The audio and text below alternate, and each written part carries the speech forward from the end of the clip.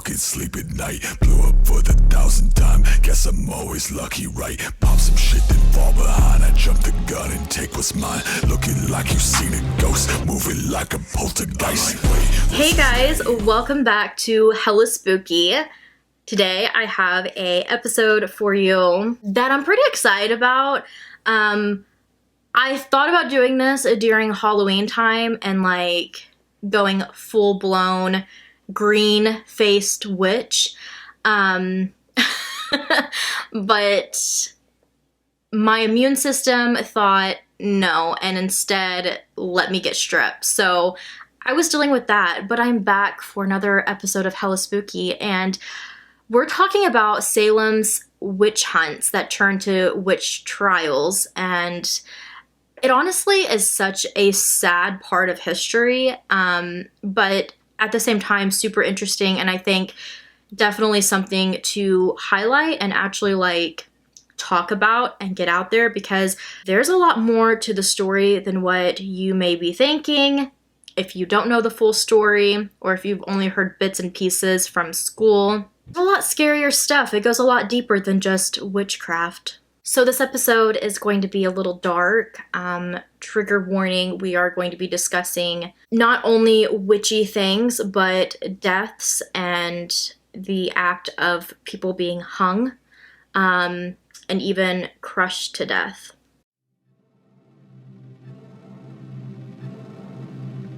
First, we do have our little shout out segment that I am excited to talk about, because two more of my favorite brands that I get to highlight in this episode.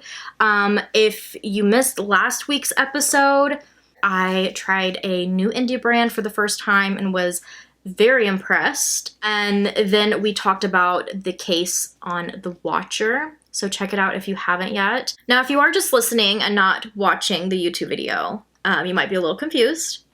This is a podcast, but also a YouTube podcast. And since this is my beauty channel, we're doing makeup while we talk about hella spooky things. So today on my eyes, I used my beloved Moonspell palette from Lunar Beauty. Lunar Beauty is also an indie brand, and this was the first Moonspell palette that they launched a couple years ago, and it is just absolutely stunning. I love it so much. If you know Manny MUA, he is very, very creative when it comes to his brand, Lunar Beauty, and just absolutely kills it when it comes to the collections. But Moonspell has definitely been my favorite. This palette right here made Lunar Beauty my favorite formula ever. The eyeshadow formula is just like 10 out of 10. So good. But I just love the witchy vibes with it, and the fact that each shade is named after iconic witches is just like the icing on top. On the lips today, I have another favorite, and it's also an indie brand, so I'm so excited to be highlighting indie brands in this as well. But this is Black Moon Cosmetics. I do have a palette that I will eventually use on this channel because it's about urban myths.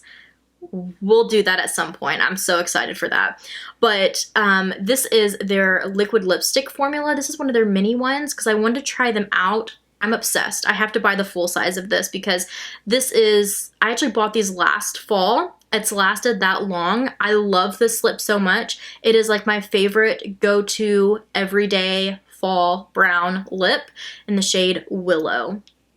So good. Absolutely love this look today. Definitely is giving me witchy vibes, especially with the witch hat. And speaking of witchy, I have a little extra witchy segment for you guys today. I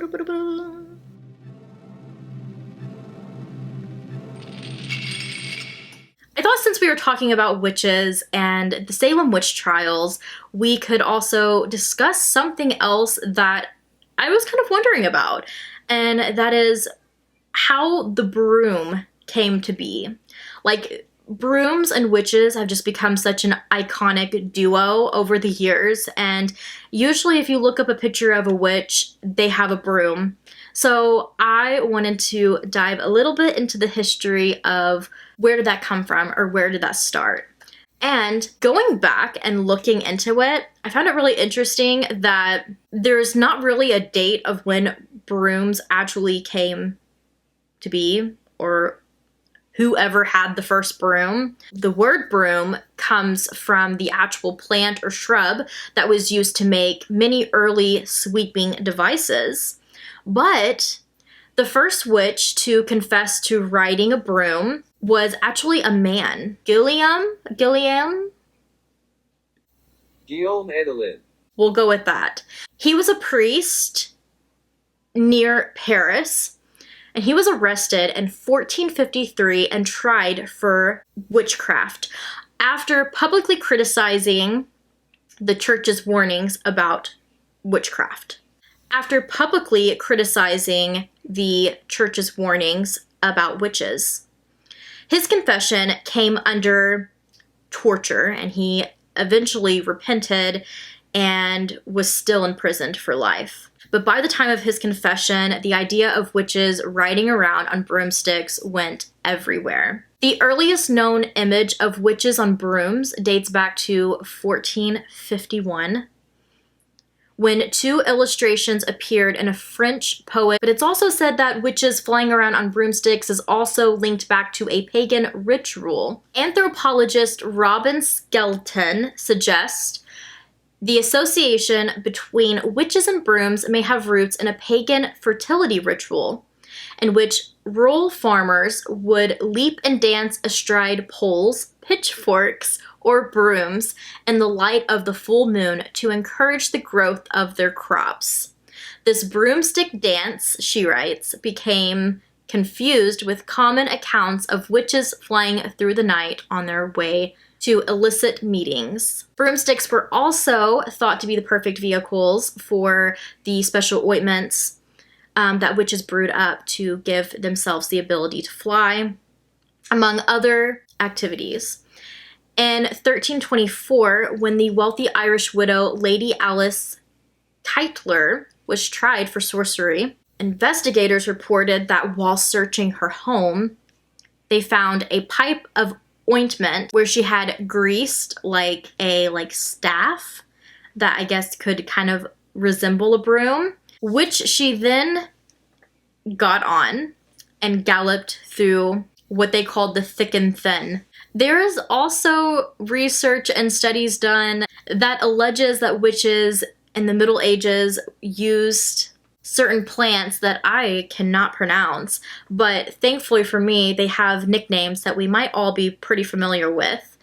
Deathly Nightshade, Mandrake, Henbane, Jimson weed, and all of which had produced hallucinogenic chemical known as tropane alkaloids. I could be saying that all wrong, but pretty much just saying like they were kind of high and just thought that they were flying. That's kind of what they're getting at. I mean, it sounds like a pretty good time. Some historical accounts say that instead of ingesting these, though, they would just absorb them in the skin. So they would put them in like ointments and stuff. Because I guess apparently if you ate them or drank them, it could really mess up your intestines and digestive system. Beginning in the 17th century, accounts of witches using broomsticks to fly up and out of chimneys became more commonplace, even as women became more closely associated with the household and domestic sphere than ever before. Some say that women would prop a broom up outside a door or place it up a chimney to let others know that they were away from the home. And it's said that maybe because of this, the popular legend of ideas of a witch with a broom was embraced and now became such a well-known thing, especially for Halloween time. Either way, I think it's really cool, and I wanted to add a little bit of just some cool history, some actual witchy vibes that were kind of fun and playful to talk about before we dive into the dark part of witch hunts, witch trials, and unfortunately the deaths of many innocent people. So we're going way back. We're talking 16th, 17th centuries. There was many tales of witches and witchcraft going around in these centuries in Europe. It's estimated that over 50,000 people were put to death during this time for witchcraft. Most of them were women over the age of 40 who were midwives, like delivering babies, or had some type of knowledge or training in like medical stuff and medicine at the time. I don't know if you really called the medical field at the time, but like in anything medicine. So they were probably the people who were like brewing up certain things to make medicine for people. And so I guess some people would consider that to be like witchcraft. You're brewing potions. But stories of witchcraft and witches from Europe and, you know, these deaths made it over to the US by the 17th century, or at least the end of the 17th century. One place in particular, Salem Town, Massachusetts. In Massachusetts, it's 1692. It's said that some women started acting a little strange, which then caused people, and by people I mean majority men in the town and village, to think that some were dabbling in a little bit of witchcraft. At the time, Salem Town, Massachusetts was kind of split up between two areas, which was also because of two families. Now, Salem Town, Massachusetts at the time was pretty divided. And by pretty, I mean like a crazy amount divided. It was a trade port with a farming community, which was known as like the village, and the people who resided and worked through the farming and the village were known as the poorer group of people. Poorer than Salem seaside.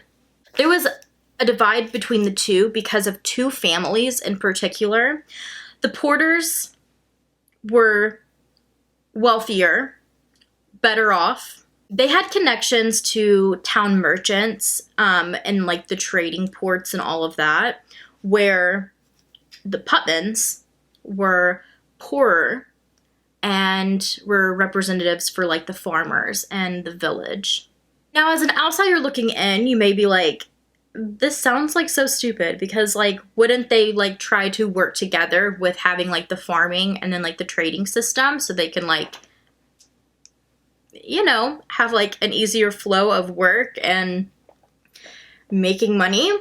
But it wasn't just differences that divided them, it was a full-on rivalry. Like they hated each other, they were enemies.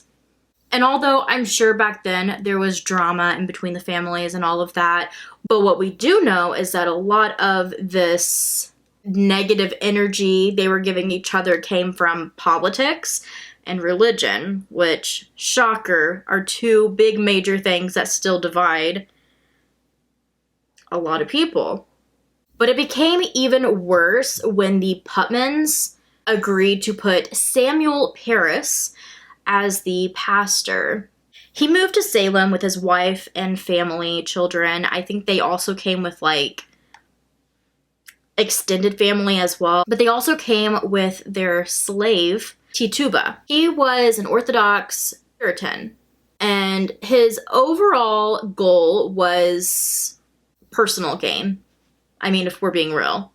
Now, the Puritan like morals or rules they would follow in their religion were extremely strict and not very forgiving. If I'm being honest, very, very intense on the people, and especially those who did not follow them. So this just kind of made anything that had to do with religion or politics in the area extremely awful. And already after negotiating a pretty fair contract, like earning-wise for him, he later tried to get even more money, and this is how he ended up receiving ownership of the parsonage. Which, side note, looking that up, the parsonage was larger than the foundation reveals, since there was not a stone cellar underneath the entire structure. According to historian Emerson Baker, a large part of the house rested on wooden beams directly on the ground, which meant it was not a building that would last long. Historian Marilyn Roach describes the parsonage as a 42 by 20 foot house, which sat well back from the Andover Road, facing south to catch the winter sun. It had 4 main rooms, 4 hearths, 2 to a floor, plus garret space and a stone-walled cellar under the parlor, sitting room, and master bedroom, with steps rising into the hall, the main room. It was here that Samuel Parris and his wife Elizabeth lived in 1692 with their 3 children, son Thomas, age 10, daughter Elizabeth, known as Betty, age 9, and 5-year-old daughter, Susanna. They also had their 11-year-old orphaned niece, Abigail Williams, and their slaves, Tituba and John Indian. But Samuel's way of thinking and greed soon made an even bigger divide between the 2 families and pretty much their followings. And to add on even more to all of this, a bunch of girls in the village started acting really strange around this time. It was also known that some of them at the time were dabbling in a little bit of fortune telling. Later on, when people would find out about this, about what the kids were, messing around with and playing, most of them blamed it on the slave Tituba, saying that she had practiced a religion of voodoo. But if I'm being honest with you, what it really was a bunch of girls sitting around and playing MASH.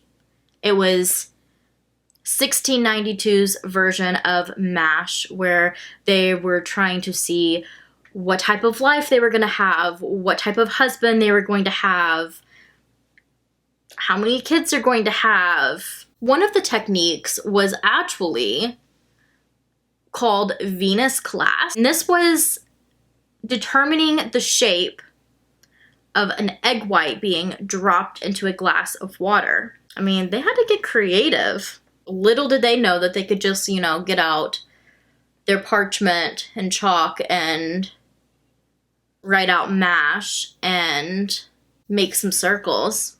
So it's early 1692, and Samuel's 9-year-old daughter, you remember Elizabeth? She's named after her mom, so she goes by Betty. Betty and their 11-year-old niece, Abigail Williams, who's orphaned and living with them, starts acting strange. I know I've said this a couple times already, these girls are acting strange, but no, they were acting strange. They had fits where they screamed and they would bark like dogs. They would even contort their bodies in inhuman positions. All I can think about is an exorcism. That's probably what it looked like.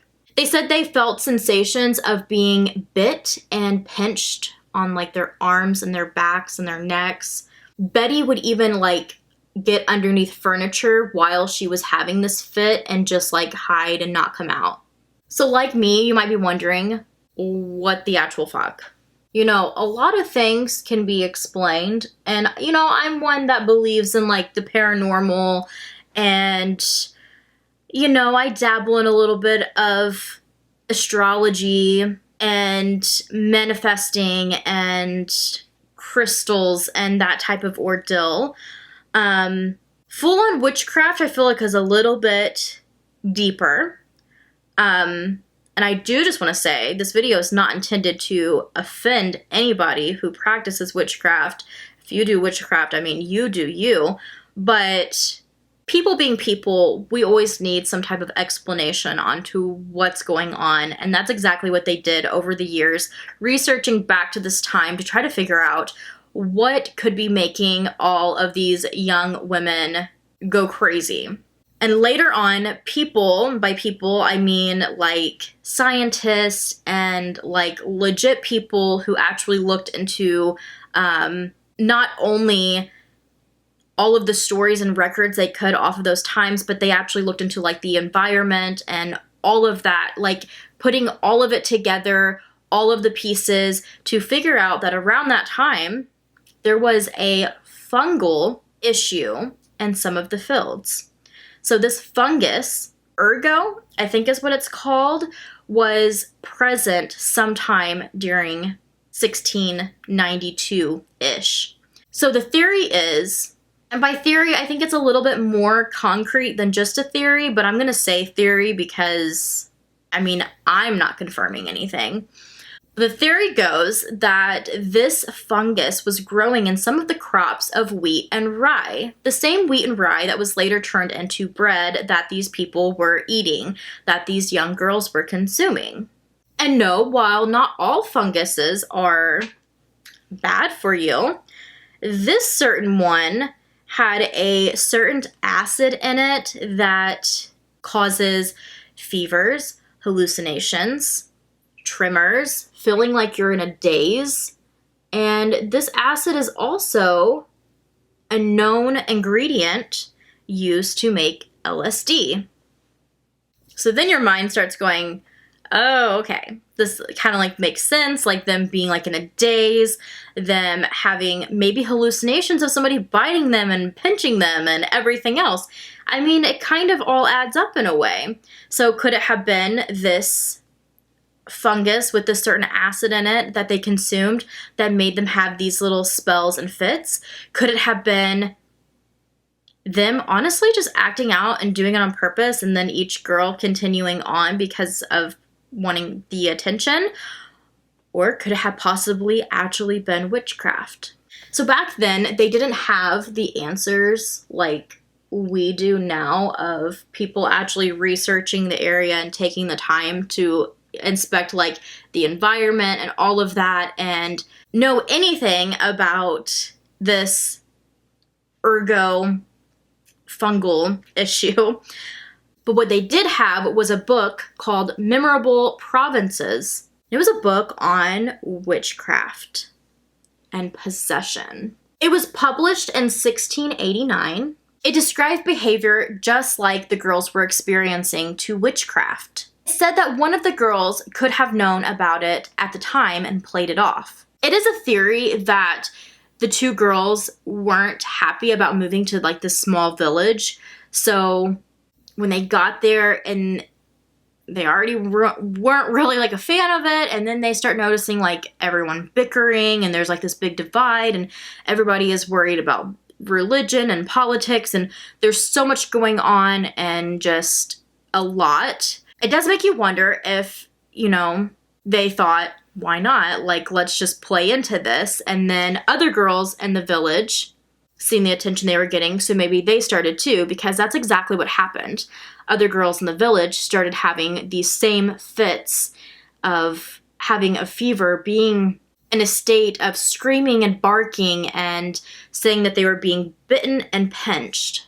At this point, Samuel's having a hard time because he is so busy with religion and politics and all of that kind of stuff with these families kind of being divided. He's like, we got to get this under wraps. We got to get this taken care of. I can't have outsiders seeing like how these girls are acting. And I think there was also like not wanting to look like the crazy ones when the porters and their following, maybe it wasn't happening to them at the time.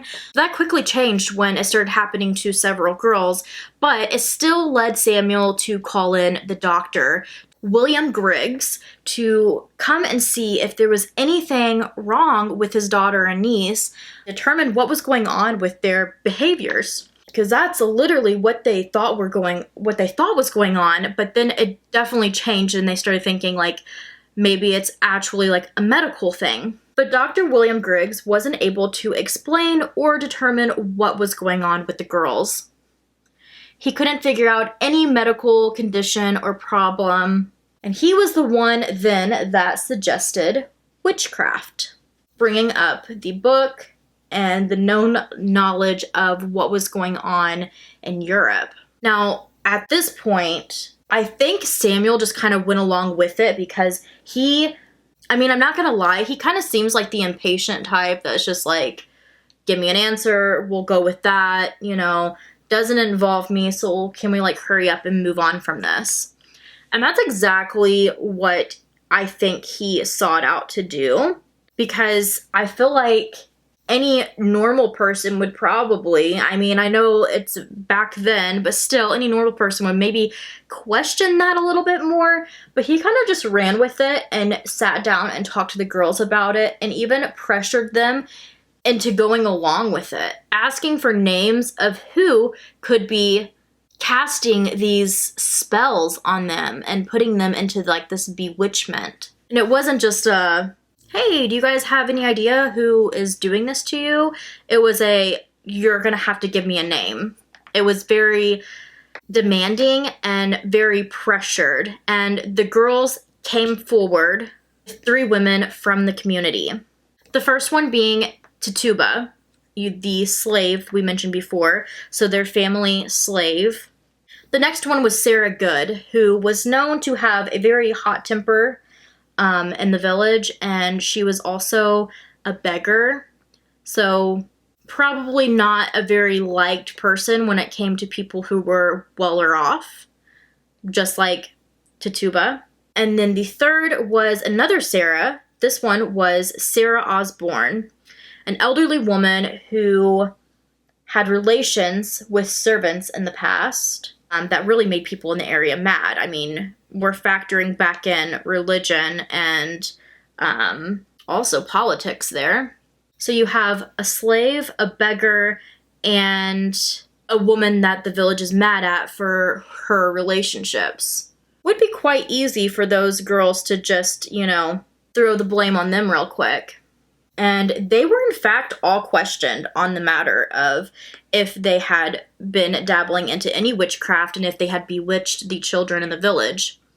Both Sarahs, of course, denied it and said, you know, no, like, we have not done any witchcraft, sir. But Tituba kind of shocked people by confessing to it. And I mean, it's a theory that, I mean, look at her position. I mean, we're talking of the matter of slavery at this point. Of course, she's an angry person, and from the looks of it too, the environment she was a part of was not great. Her anger was very valid, and honestly, if I was practicing some voodoo too, I'd be doing some voodoo on the family as well. It's also a theory that Samuel beat her until she confessed to it, which wouldn't honestly surprise me either, which is so shitty. After 3 days of a deliberation, the women were brought forth on March 1st, 1692, under oath. Tituba confessed. She said she had a visit from a man. It was a dark man, and she had to sign her name in his book. She said she had made a deal with the devil. She also implicated the other 2 women and said other women in the village were also involved, and these statements sent all 3 women to jail. A year later, after the trial, Tituba refused to pay jail fees and was then sold to an unknown person and never heard of again. Now, during this time, you may be wondering about what happened to little Betty, who was barking and throwing these fits and throwing women in the village under the bus. She was actually sent to go live with other family to kind of get out of the area during what was soon to be known as the witch trials. She did later move on with her life, marry, have kids, la-di-da. But Abigail Williams, on the other hand, she stuck around for the trials, and she actually ended up accusing over 50 people, 57 people to be exact, of witchcraft. She is what you would call a shit stirrer. After this first trial and confession from Tituba, all hell broke loose in the village. Girls started acting possessed. This is when it went like what we would call viral. Like, girls were going crazy. Girls were going wild. And everyone wondered who was still in the village dabbling in witchcraft, since she had said that there was other women involved, and some of which were the Putmans. Anne Putman Jr. was 12 years old. She was the daughter of Thomas and Anne Putman. Now, she wasn't involved in the original accusations, but she later accused over 60 people of witchcraft during the trials as time progressed. She is known as one of the biggest influences in the witch hunt. Her father, Thomas, and uncle, Edward, were known to be people who accused certain women of witchcraft, even filing reports on them to get their trials going, claiming that they were just doing the good will for other people, since these young girls were not old enough to file the reports themselves. Thomas Putman wrote over 100 court documents through the trials. They accused many people, which were known to be family enemies. Ooh, shocker. We're bringing back the politics and religion. Charges were made against Rebecca Nurse and Martha Corey, who were actually known as upstanding people in the community and church. And they were both arrested. And this caused people to lose their absolute minds. They said that if these two women were capable of witchcraft, who wouldn't be? Even Sarah Goods, now she was one of the first people accused, even her 4-year-old daughter was questioned. And being a 4-year-old being questioned these questions that she probably just thought were silly, her answers were enough to make them think that it was a confession. Imprisoning a 4-year-old. In April, they had tons of people brought in for questioning for witchcraft. At this point, it was just, you point a finger at somebody and they were brought in. And in May, the trials started. The governor, Sir William Phipps, issued a court of oyer and terminer to decide the cases. The court had 7 judges, and they were appointed by the Lieutenant Governor, William Stoughton. A lot of names, but some of these names are brought back up. Now, everyone accused of witchcraft that were having to go and stand trial, they had to defend themselves. They had to speak for themselves without any type of counsel. Evidence was he said, she said, pretty much, from accusers who said that they were bewitched or possessed by the person on the stand. Or if you want to include these special cakes that they were baking at the time, where they would bake this cake and put in the accuser, so the person doing the witchcraft, they would put their urine or take a urine sample from them, put them in the cake, and then have dogs eat them to see if the dogs went crazy or had fits like the girls, to see if that would be like any type of evidence. I mean, sounds pretty legit to me. Of course, nothing came of that, so they just went back to, oh, well, she said that it happened, so it happened. These young girls who were bewitched or possessed were brought to the courtroom crying, whimpering, all the while the accused person is on the stand trying to defend themselves. Those who confessed or named other witches in the village were spared. Those that maintained their innocence and then were found guilty were put to death. At this time, women would rather still claim their innocence than say that they were guilty of witchcraft, because they thought that lying and saying that they were a part of witchcraft meant that they were working for the devil and signing their soul to the devil, that they thought that religion-wise they wouldn't be able to go to heaven. So these women were saying that they were not guilty and then being found guilty and being killed because they were afraid that a confession would be saying that their mortal souls were stained by the devil. The ones who did confess, though, and just be like, whatever, yeah, I did it, they were put in prison, and it was pretty much just they confess to it, we'll lock them up, and whenever they pass or do time, God will take care of their sins. People at the time who may have thought ill will about all of this going on or thought against it and were like, how or why is this happening? They feared their own lives and their own reputation, so they just would rather stay out of it. June 2nd was Bridget Bishop's trial. Now, this was the first trial. She had been accused and acquitted of witchcraft 10 years before this because she was known to be outspoken, maybe a little gossipy. She was a member of the church, but was known to fight and speak back to her husband, which she was widowed several times, and this was just like a big no-no. Like, you don't speak back to your husband. She drank, she played shuffleboard, entertained guests at her home after hours, and was a mistress to the two popular taverns, and all of this were just like red flags for what they did not want to see in a woman in their village. All made her a target at her trial, and her own brother-in-law testified against her.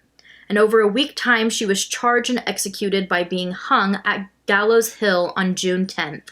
But she continued to claim her innocence until the end. More faced the noose, including Rebecca Nurse, who I mentioned before. This shocked a lot of people because she was someone who was known to tell the girls, like, or warn them, like, you shouldn't be doing fortune telling, you should stay away from that, that leads to like witchcraft and stuff. So she was kind of known as like a good person in the community, well, in their terms, a good person in the community, who was trying to ward off that evilness. She was found not guilty at her trial, which made all the young girls cry out. And Chief Justice William Stoughton, who I mentioned before, asked the judge to consider with another statement by the woman who filed against her. So the young girl who accused Rebecca then took the stand, weeping and crying about it, which then made the jury change their verdict to guilty. Rebecca wrote a statement, but it was no use. She was excommunicated and hanged on July 19th. 4 more women were hanged the same day, including Sarah Good, who stated to be, and I quote, "no more a witch than the judge is a wizard." You go, girl. On August 19th, 5 others were hung for witchcraft. One was actually a former minister. We have a man. He was a former minister of Salem, Reverend George Burroughs. He was actually accused of being the ringleader of this witch coven. While standing at the gallows, he recited the Lord's Prayer, which was known at the time as not being like something that a witch or wizard could do. That was actually one of the things that they would do. They would ask people to recite the Lord's Prayer to see like if they could do it, then they weren't a witch. But I guess so many of them were being able to recite it, so they just thought, they must be able to even if they are a witch or a wizard, because despite that, he was still hung. There were even protests from the crowd on his, which, I mean, good, because he's innocent, but like, why are we not getting these protests for these women that are just being hung left and right? There was actually an older woman, Anne Glover, who was accused of witchcraft, and she wasn't part of the community. She was homeless. She was asked to recite the Lord's Prayer to prove that she wasn't a witch, but because she was Irish, she didn't know a lot of English, so she could only recite it in Gaelic. So she was hung for not being able to recite the Lord's Prayer in English. September 22nd, more people were taken. Martha Corey was one of them. Her elderly husband was also accused, Giles Corey. He refused to enter a plea and was executed by being pressed beneath heavy stones, which took him 3 days to die.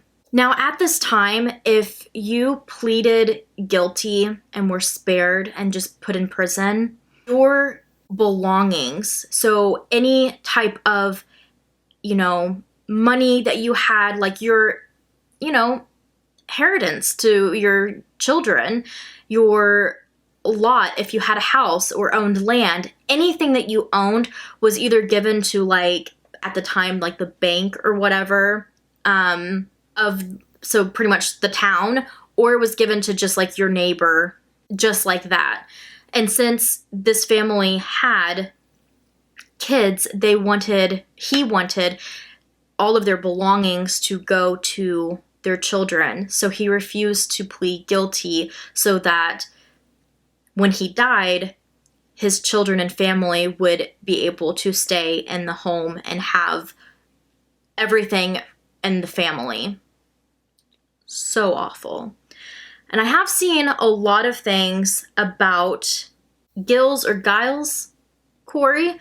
Now, there's a lot that I read about where he was just silent the whole time. For the whole 3 days of his death, he was silent. He didn't say anything. But there's also rumors or legends that say that at the very end, his last words were, "more weight," which in so many people's books and mine makes him an absolute legend. But I can't believe that that is the way he went. All these accusations spread, which caused others to look at their own communities. So surrounding communities then started wondering, okay, well, man, if this is going down in Salem right now, is it going down in our community? And these trials, they continued in Salem until the own governor's wife was accused.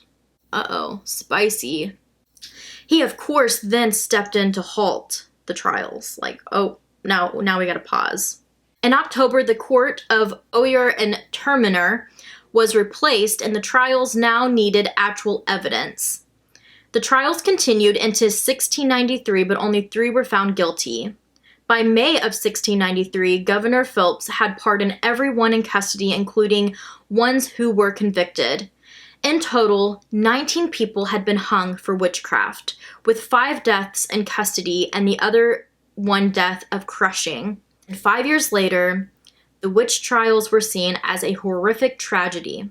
One judge, Samuel Sewell, publicly acknowledged his guilt and partaking in these trials. This caused the Salem trials to change a lot of the U.S. court practices today, including the rights to legal presentation, the right to cross-examine the accuser, and that anyone is innocent until proven guilty. Ann Putman Jr. parents died in 1699, and she later gave an apology in 1706. She said she had been deluded by the devil and begged for forgiveness. She became a member of the church but died 10 years later at the age of 36. Elizabeth Hubbard was an orphan who worked for her aunt and uncle. Her uncle was the doctor, William Griggs, who first claimed the young girls were bewitched or possessed. Elizabeth testified against 29 people, and like Abigail, she just kind of disappeared after that from history, after the trials. Mary Walcott was a 16-year-old cousin of Anne Jr., and her family lived next door to Samuel Parris and his family, and she was a girl who had fits or visions in the courtroom. She moved on with her life, marrying and having kids, and yeah, just living her happy little ever after. Mercy Lewis was a 19-year-old and one of the oldest who claimed to be possessed. She worked as a servant for Thomas and Ann Putman. She also worked a short time for the accused Reverend George Burroughs and testified against him. Mary and Mercy were both orphans. It is said that maybe they enjoyed the attention they got from the trials, which is maybe why they had involvement in it. And 20-year-old Mary Warren was another accuser. She showed the same bewitchment and possess signs like the other girls, but she actually recovered pretty quickly when her employer, John Proctor, threatened her. John was not a fan of the trials, and he thought what was going on was very wrong, so he went against her and threatened her. Apparently, this cured her symptoms. Mary was later accused of witchcraft herself.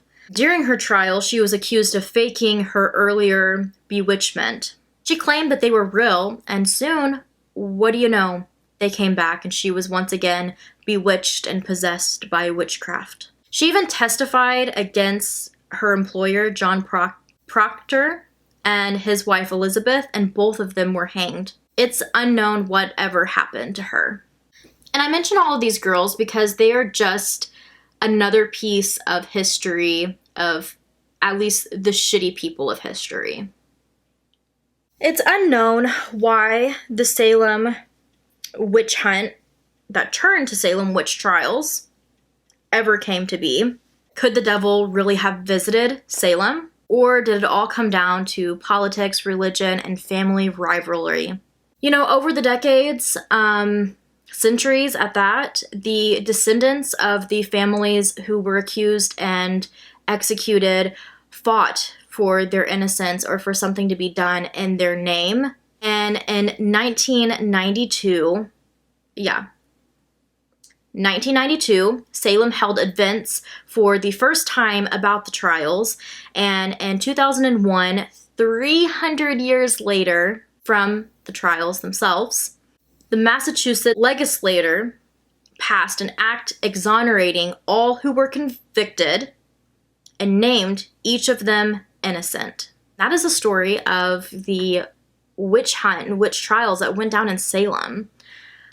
It's crazy when you look at history and see just how much of it is watered down at school. I mean, I get at certain ages you have to water it down a little bit because it's quite frightening how much religion, politics, and just shitty people really make just the most horrifying things come to be.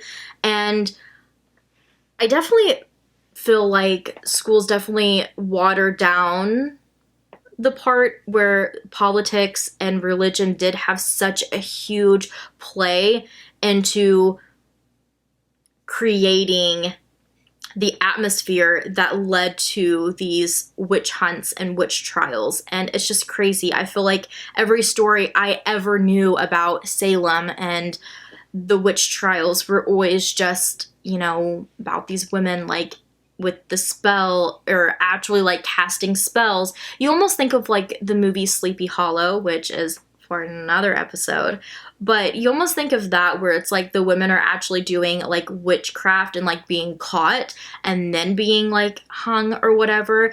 But no, it really just boiled down to something even more horrifying: politics, religions, and just the pettiness of people and their greed.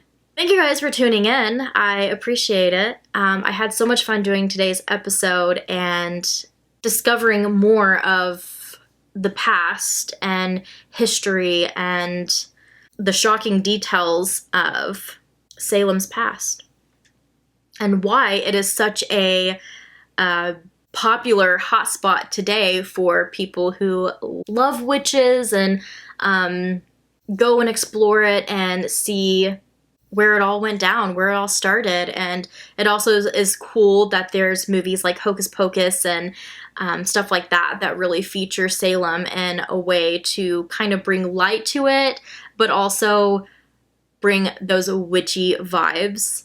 That's the biggest full circle moment, and just like a laugh in the face of the people back then who were so against witchcraft. And now, like, especially around Halloween time, you can't go to Salem. You probably won't be able to even walk the street without seeing people wearing witchy clothes, a witch hat. So if you ever do go to Salem, have fun, have a witchy time, but definitely think of those people who were wrongly accused. And even if they were rightly accused for being a witch, there was absolutely no reason for their lives to be taken. Let me know what you guys think about the witch trials. It's crazy.